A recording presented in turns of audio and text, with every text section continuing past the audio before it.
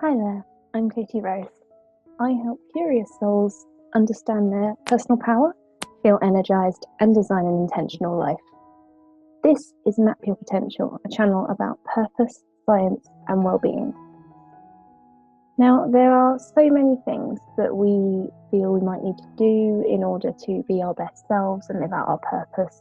We all know we need to eat healthy, exercise well, meditate, be well read, the list goes on. But one of the main blocks, I think, with any goal that we might have for ourselves is that we can struggle with motivation. So in this video, I'm going to talk about 4 steps for sort of managing motivation a little better and kind of understanding it a little deeper than perhaps you did before. And in the description, you can find a 12-page guide with worksheets to walk you through each of the steps. So we've got 4 steps, and each step has 2 kind of substeps within it. Again, in the description, there'll be a link to grab the worksheets, and they will take you step by step through that process. Step number 1, define your why. So one of the first questions I like to ask when we're defining what our motivation would be is why are we doing this? What is this whatever the particular goal is, whatever you particularly want to do, why do you want to do it? That's quite simply the question.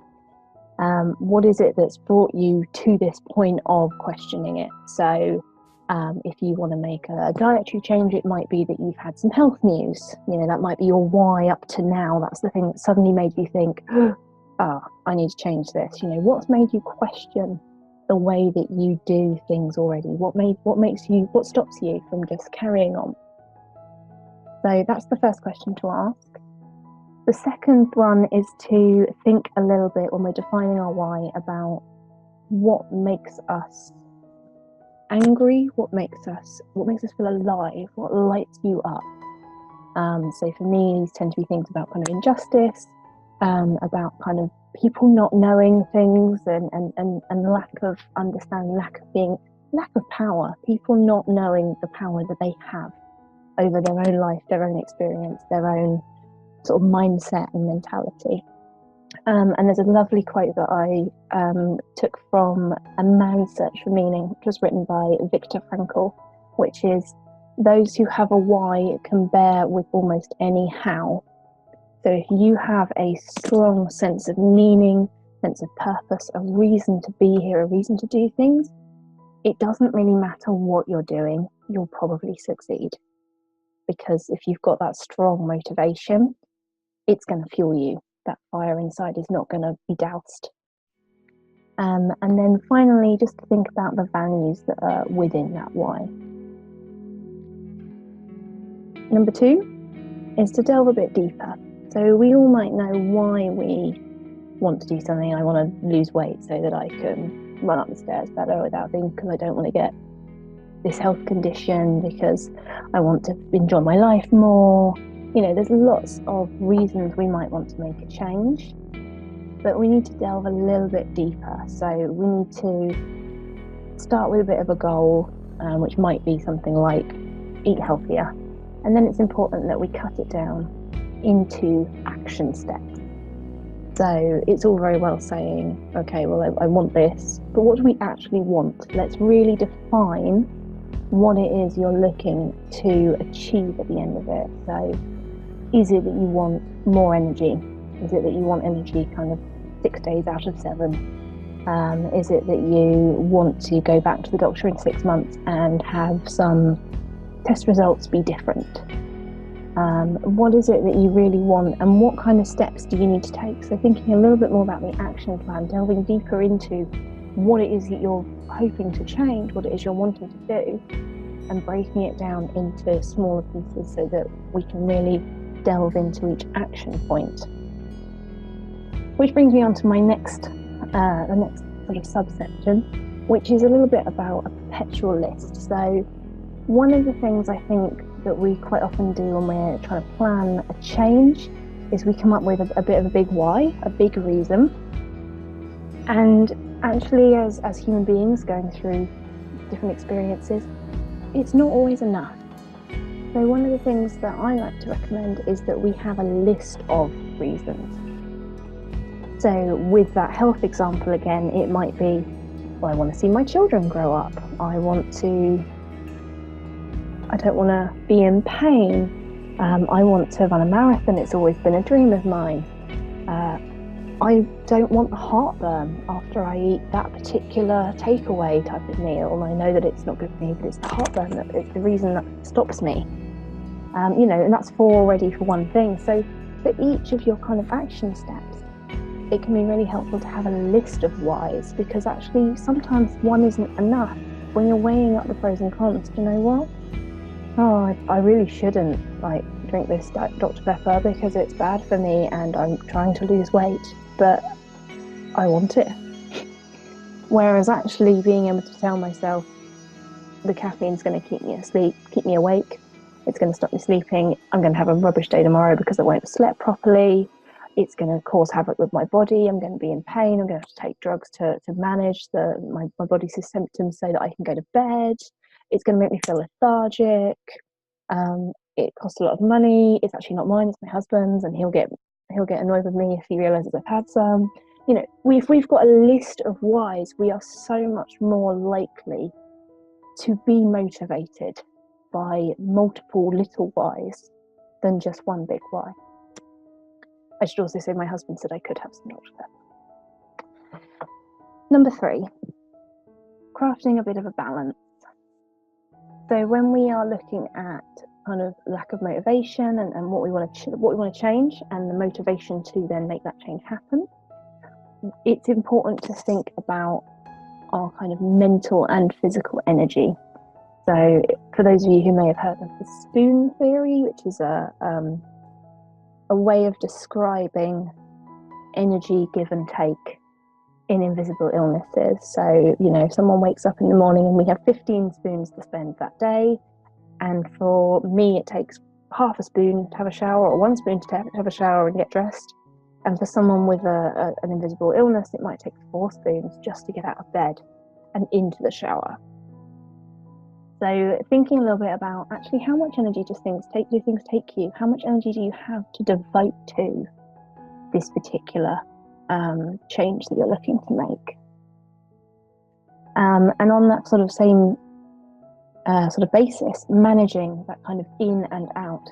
So some tasks might actually bring you more energy.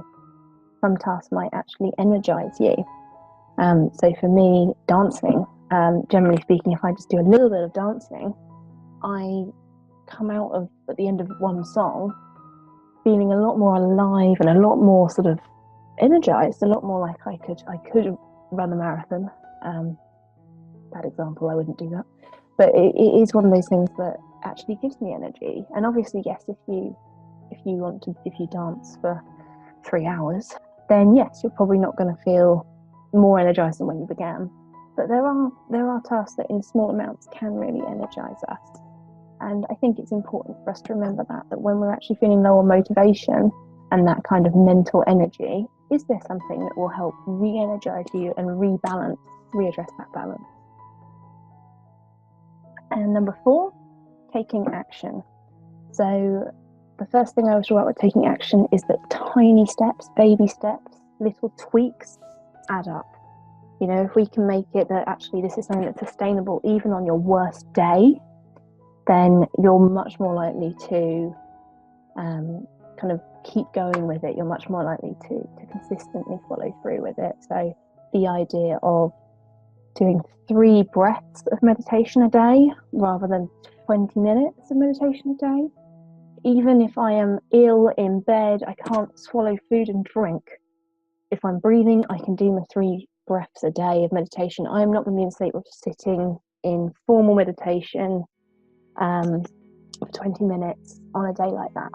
But I can still manage that 3 breaths, and then I can work up to 5 breaths. And then across a year, actually, how much meditation would I have done?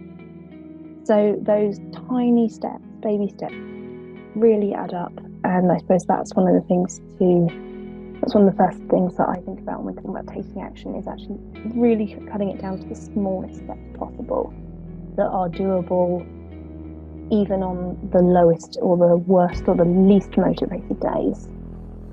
That's kind of where I tend to pitch things at first when we're starting a new habit, because otherwise you're setting yourself up to fail, and that brings about all the guilt and the regrets and the shoulds.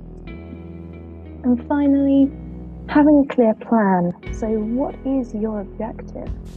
I talked about it in another video, which I'll link down in the description, but how you play the game is entirely defined by what your objective is. So if you're playing a game for a high score versus you're playing a game to get one particular achievement on this particular aspect, if you're playing the game because you want to find your friend on the other side of the map, depending what your objective is, you're going to play differently.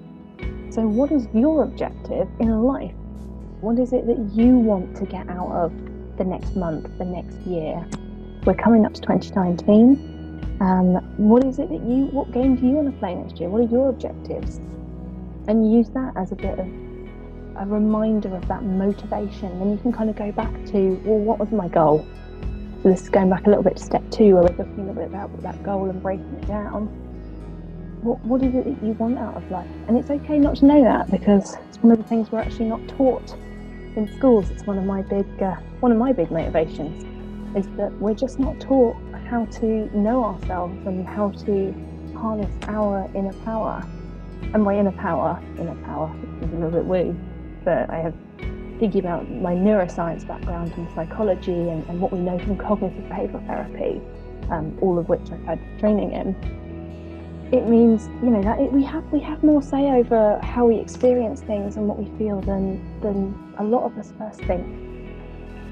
So it's okay not to know, because we haven't been taught this. If you want to know, stick around. That's exactly what this channel is about. So I hope those were helpful. As I said at the beginning, if you would like to have a worksheet that goes through these 4 steps, just check out the link in the description, and you can grab the free worksheet that goes with this. I would love to have any feedback from you on what you struggle with your motivation. If you try some of these things, what works for you, what doesn't, what kind of blocks come up for you still, because we're all learning here, and if I can help break through another little barrier somewhere, then fantastic, and that's exactly what I'm here for. Thanks very much, and speak to you again soon.